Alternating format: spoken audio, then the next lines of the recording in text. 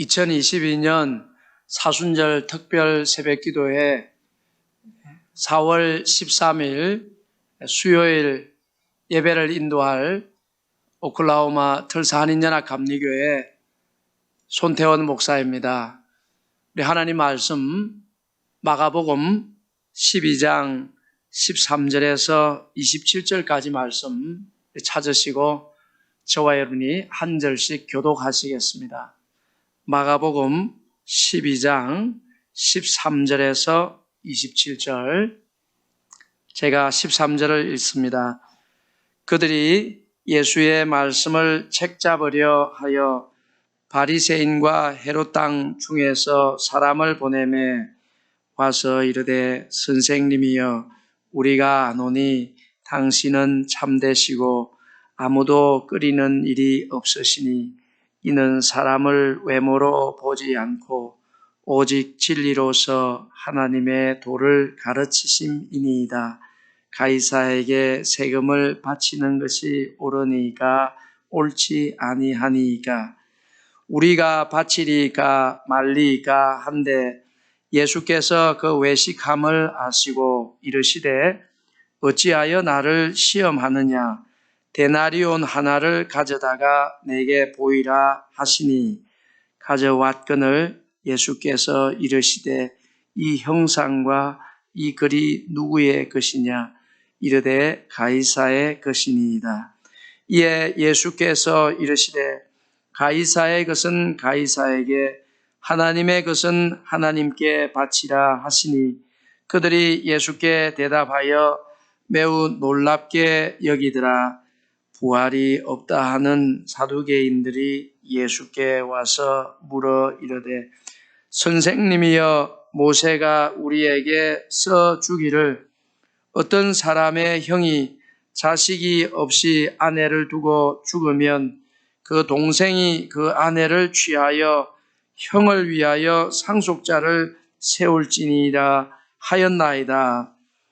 7형제가 있었는데 마시가 아내를 취하였다가 상속자가 없이 죽고 둘째도 그 여자를 취하였다가 상속자가 없이 죽고 셋째도 그렇게 하여 7이 다 상속자가 없었고 최후의 여자도 죽었나이다.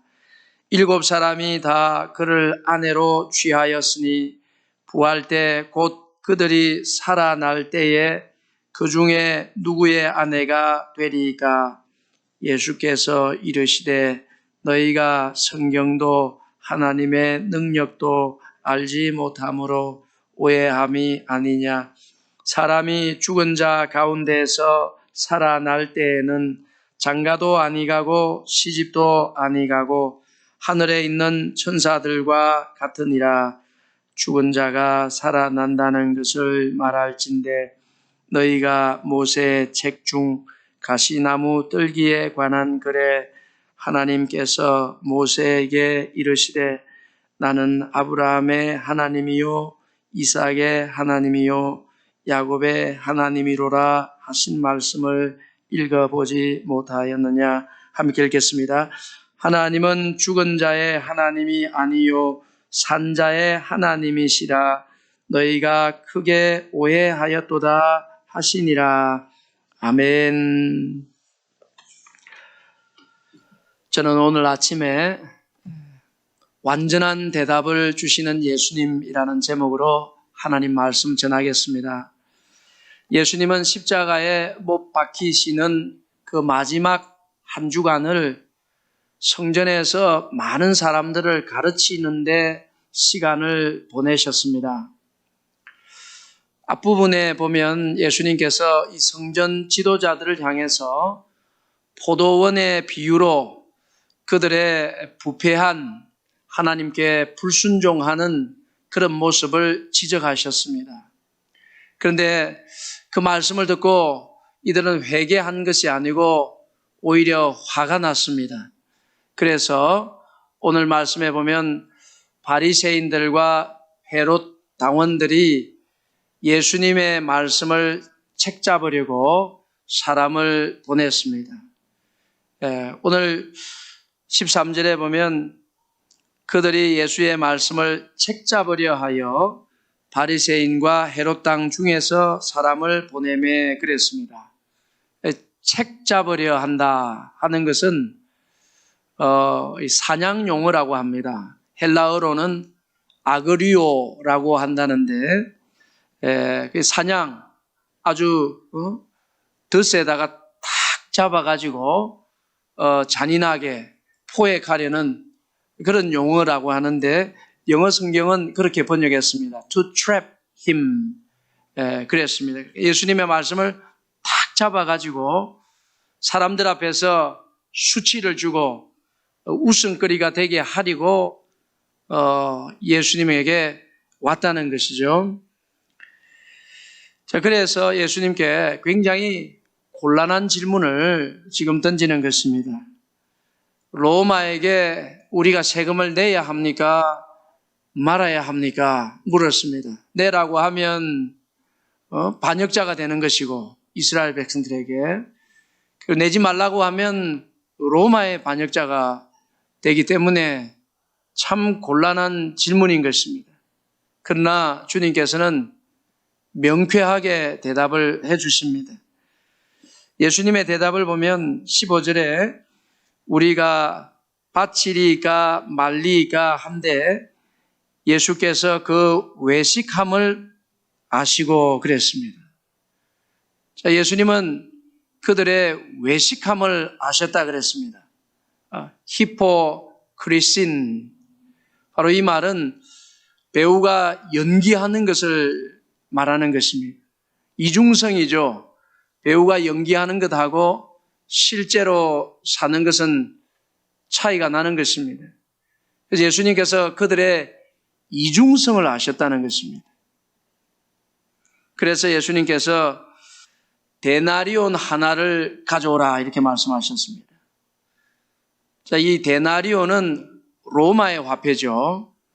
유대인들은 데나리온과 같이 로마의 화폐도 쓰면서 세겔이라는 유대 화폐도 동시에 쓰고 있었죠.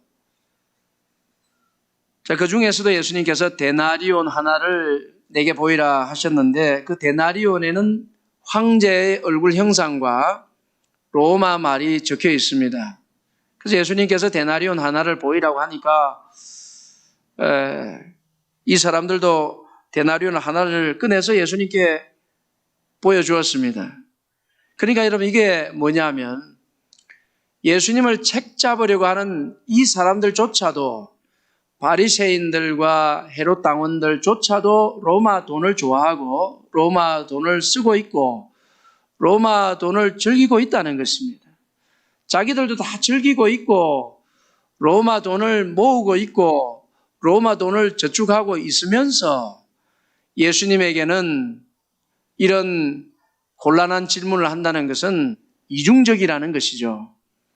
그래서 예수님께서 이렇게 가이사의 것은 가이사에게, 하나님의 것은 하나님께 드리라 이렇게 할 때에 예수님을 부끄럽게 하려고 했던 그들의 마음이 완전히 들켜버린 것입니다.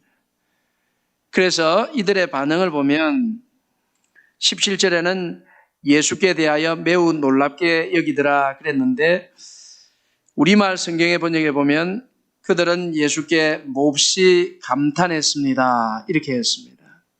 그러니까 예수님께서는 그들을 부끄럽게 하고 아주 면박을 주는 데로 이끈 것이 아니라 그들 자신을 되돌아보게 함으로써 예수님에 대해서 감동하게 대답을 해 주신 것입니다. 그러니까 예수님의 대답이 완전한 대답이었던 것입니다. 그리고 두 번째 부류는 부활이 없다고 하는 사두개인들이 와서 예수님의 말씀을 책잡으려고 했습니다. 우리가 잘 아는 것처럼 이 사두개인들은 부활에 대해서 굉장히 곤란한 질문을 자기들도 해결할 수 없는 그런 질문을 가지고 와서 묻습니다. 칠형제가 있었는데 그 맏이 그냥 결혼하자마자 죽어버렸습니다. 자식이 없이. 그래서 그 맏 형의 아내가 둘째 동생과 결혼을 했는데 둘째 동생도 아들이 없이 죽고 셋째도 넷째도 그런 식으로 일곱째도 죽었습니다. 그렇다면 부활 시에 이 사람은 누구의 아내가 되겠습니까? 그러니까 부활이 있다면 이 얼마나 혼란하고 곤란한 지경에 있겠습니까? 라고 물은 것입니다. 그러나 예수님은 명쾌하게 또 대답을 해주셨습니다. 24절에 보면 예수께서 이르시되 너희가 성경도 하나님의 능력도 알지 못함으로 오해함이 아니냐 하셨습니다. 사두개인들에게 당신들은 하나님의 능력도 모르고 나아가서 성경도 모르고 있습니다. 이렇게 대답하신 것인데요. 부활한 이후의 삶이 우리를 혼란하게 하고 헷갈리게 한다면 그게 무슨 하나님이겠습니까? 하나님이 그렇게 능력 없으신 하나님이 아닌 것이죠. 하나님은 전능하신 하나님이십니다. 우리가 지금 누리고 있는 결혼생활, 가정생활 너무나 아름답고 행복한 것입니다. 그러나 부활한 이후에는 현재의 결혼과 가정생활의 행복함을 뛰어넘는 장가도 가지 아니하고 시집도 가지 아니하고 너희가 천사와 같이 될 것이다 하는 현재의 체계보다 훨씬 뛰어난 새로운 체계를 주셔서 부활의 삶이 행복하게 하시는 전능하신 하나님이라는 사실을 말씀해 주셨습니다. 그리고 그들에게 너희는 성경도 모른다고 말씀하셨습니다. 모세가 가시떨기 나무에서 하나님을 만났는데 그 당황한 모세에게 하나님은 당신을 이렇게 소개하셨습니다. 나는 아브라함의 하나님, 이삭의 하나님, 야곱의 하나님이다. 이렇게 소개하셨습니다. 그러니까 나는 아브라함의 하나님이었다. 이삭의 하나님이었다. 야곱의 하나님이었다. 이렇게 소개하시지 않고 영어 성경에 보면 I am the God of Abraham and the God of Isaac and the God of Jacob. I am 이라고 하셨습니다. 나는 아브라함의 하나님이다. 나는 이삭의 하나님이다. 나는 야곱의 하나님이다. 이렇게 당신을 소개하신 것이죠. 그러니까 모세가 들을 때에 아브라함이 죽었지만은 여전히 지금 살아있다는 것이고 이삭도 살아있다는 것이고 야곱도 살아있다는 것입니다. 하나님께서 당신을 소개하실 때 죽은 자의 하나님이 아니라 산 자의 하나님이라고 하신 것입니다. 이미 아브라함과 이삭과 야곱은 오래전에 죽었지만 하나님 편에 지금 살아있는 것입니다. 그래서 예수님께서 사두개인들에게 너희는 성경도 모른다고 지적을 하신 것입니다. 이 말씀을 들었을 때 사두개인들은 예수님을 책잡으러 왔지만은 그 말씀을 들었을 때 표정이야 어떻게 되었든지 간에 자기 마음속으로 예수님이 참 옳구나. 이 사람이 말하는 게 다 옳구나 라고 인정할 수밖에 없었던 것입니다. 이 역시도 예수님은 사두개인들을 면박을 주고 부끄럽게만 만드는 것으로 끝나는 것이 아니라 그 사람들을 깨닫게 하시고 예수님이 과연 하나님의 아들이신 것을 자기 개인적으로는 인정하도록 감화시키는 대답을 주신 것입니다. 여러분, 예수님의 말씀은 항상 우리의 유익을 위해서 주시는 줄 믿습니다. 우리가 예수님의 말씀을 들으면 전부 다 복이 되고 우리 권세가 되는 것입니다. 그래서 우리가 하나님의 말씀을 들을 때마다 그것은 그 말씀을 듣고 감사하며 하나님을 찬송하든지 아니면 때로는 가슴을 치며 회개하든지 둘 중에 하나인 것입니다. 주님의 말씀을 책잡을 것은 아무것도 없는 것입니다. 여러분, 오늘 하루도 우리가 주님의 말씀을 듣고 하나님 감사합니다, 하나님 찬송하고 때로는 나의 잘못을 고백하면서 가슴을 치면서 회개할 때에 그 말씀이 여러분들에게 권세가 될 줄 믿습니다. 그 말씀이 여러분들에게 복이 될 줄로 믿습니다. 하나님의 말씀으로 오늘 하루 승리하는 복된 하루가 되기를 주님의 이름으로 축원합니다. 기도하겠습니다. 거룩하신 하나님, 이 아침에도 생명의 말씀 주님의 진리의 말씀을 우리에게 들려주신 것을 감사합니다.